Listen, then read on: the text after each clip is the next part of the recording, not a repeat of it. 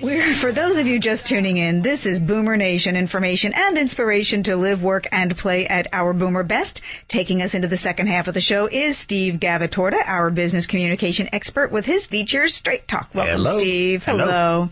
All right, for the last 4 weeks, Steve has given us invaluable information on the 4 behavioral styles, because communicating with others based on their behavior style will greatly increase your ability to get your point across. That's right. So today, Steve, you're going to take us to the next step, how to read others' behavior styles. Go. Exactly. There's 2 phases in reading styles. I call them, first one being primary reads, the second one being secondary reads. Okay. Primary read, if you remember, I talked about behavioral descriptors, words to describe each style. As example, the dominant style was aggressive, forceful. The influencing style was talkative and gregarious, things of that nature.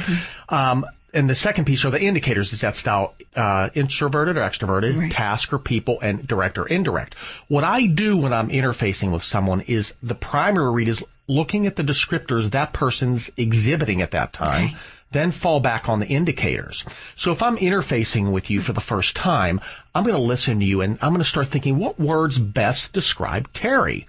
Well, she's talkative, she's gregarious, she's pretty direct, though. Annoying? No, I wouldn't go that. I do. So I'm falling under the bucket at this point, the influencer style. Then I fall back on, is she extroverted or introverted? You're extroverted. Mm-hmm. Is she task or people? I believe you're people-oriented. And lastly, is she direct or indirect? Well, I think she's pretty direct. Mm-hmm. Right now, off those cues, I'm thinking you're either a dominant or influencing style. I'm leaning more towards the influencing style. Mm-hmm. That's the primary read. Then I fall back on the secondary read. How does Terry deal with things such as change, risk, and conflict? And based off of understanding how you deal with things as change, how you deal with conflict, and how you deal with risk-taking will help validate and narrow down my reading of your respective style. Okay, now that works. You can take those reads while still listening actively, exactly, which is, you want to make sure you're not so busy in your head that you're not really listening to the other person. Exactly. But you can do that more easily with folks you already know. Oh, absolutely. With whom you work. Right. Now, if you're talking to someone you've just met, are there some maybe questions you could be asking to get those indicators from them? You don't want to say, so how do you handle risk? Right. But there might be ways to kind of pull that out of them before you move on. Is that possible? Absolutely. And what I do a lot of times with clients I work with is develop tailored questions based on their industry. So if it's a pharmaceutical sales situation, we might tailor specific questions to get a physician to respond back. And that'll help us understand that physician style, especially understanding the secondary read of dealing with change and risk-taking. If a physician's afraid to take risk and write the new script, then there's a good chance that physician is either a compliant or a steadiness type style. So maybe using that example, a way to go about it might be to ask the physician, so how have you been feeling about all the new things that have come out lately? Yep. Do you like them? What do you think about them?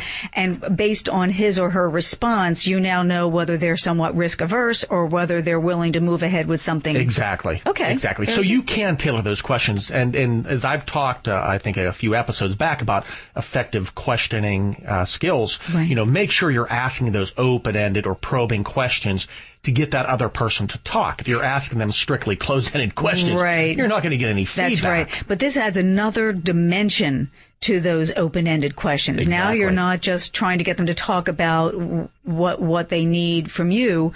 You're also trying to flesh out their style. You got it. Their behavioral style. You got it. And I love the idea that you teach folks how to do that in the different industries. So what's coming up next week? Well, we covered learn and read, and next week we're going to be talking about adapting your style. So we'll help you understand how to adapt your style to those other 4 styles we talked about. If you want to ask Steve a question, he'll answer either off or on the air. You can leave him a message on our listener line, 877-999-1172, or email your question to him at Stephen, S-T-V-E-E, Steve, at BoomerRadioShow.com. Exactly, yes. Talk to you next week. Okay. Bye-bye. Bye-bye. Attention business owners and managers. If you don't have a sales force that consistently exceeds quota or consistent growth in yearly profits, then you're quickly losing your competitive edge, and the Steve Gavatorta Group can change that. The Steve Gavatorta Group is a premier business communications consulting company with a client list that includes Bayer and New York Life. The Steve Gavatorta Group is known as the profitability catalyst. To find out what they can do for your company, call 813-908-1343 or go to Gavatorta.com.